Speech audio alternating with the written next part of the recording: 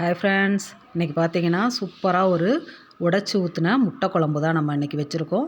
ரொம்ப டேஸ்ட்டு சூப்பராக இருக்கும். இந்த மாதிரி முட்டை குழம்பு வச்சு கொடுக்குறப்ப முட்டையோட டேஸ்ட்டும் சூப்பராக இருக்கும். குழம்பும் நல்ல ஒரு முட்டை ஃப்ளேவரோடு அந்த குழம்பு சூப்பர் டேஸ்ட்டில் இருக்கும். ரொம்ப சிம்பிள், ஆனால் டேஸ்ட்டு சூப்பராக இருக்கும். நார்மலாக கொடுக்குற முட்டை குழம்பை விட இது டேஸ்ட்டு சூப்பராக இருக்கும். அது எப்படி செஞ்சோங்கிறத வாங்க ஃபுல்லாக வீடியோக்குள்ளார போய் பார்ப்போம். ரொம்ப ஈஸி தான். வாங்க அதுக்கு தேவையானதெல்லாம் என்னென்னு பார்ப்போம். அதுக்கு பாருங்கள், தக்காளி, உருளைக்கிழங்கு அதில் கொஞ்சோண்டு போடுவோன்னு கட் பண்ணி வச்சுருக்கேன். தாளிக்கிறதுக்கு வடகம், வெங்காயம், புளி கரைச்சி எடுத்து வச்சுருக்கேன். முட்டை தேவையான அளவு எடுத்துக்கலாம். இப்போ புளி கரைச்சி வச்சதுலேயே நம்ம தக்காளியை போட்டு பிசைஞ்சிக்கலாம். அதில் பிசைஞ்சிட்டு செய்கிறப்ப இன்னும் டேஸ்ட் நல்லாயிருக்கும். இப்போ இதை நல்லா இதில் பிசைஞ்சு விட்டுடலாம். நல்லா பழுத்த தக்காளியாக 2 தக்காளி எடுத்து நம்ம பிசைஞ்சிக்கலாம். இப்போ குழம்பு மிளகாத்தூள் நம்ம காரத்துக்கு தகுந்த அளவுக்கு இதில் நம்ம போட்டுக்கலாம். இதில் நான் தேங்காயெலாம் எதுவுமே அரைச்சி ஊற்றலை. உங்களுக்கு வேணும்னு நினச்சிங்கன்னா ஊற்றுங்க, ஆனால் இல்லாமலே ரொம்ப டேஸ்ட் நல்லாயிருக்கும். நல்லெண்ணெய் ஊற்றி கருவடகம் தாளிக்கிறேன். நீங்கள் இல்லைன்னா வெந்தயம் தாளிச்சுக்குங்க.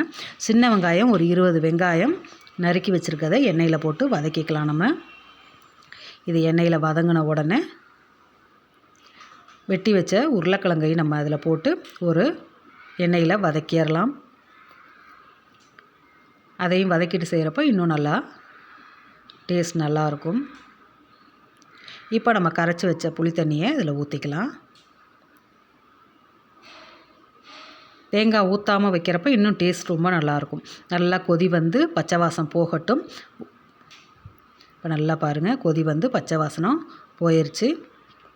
உங்களுக்கு எந்த அளவு திக்காக வேணும்னு நினைக்கிறீங்களோ அந்த அளவுக்கு நீங்கள் இதை வச்சுக்கோங்க.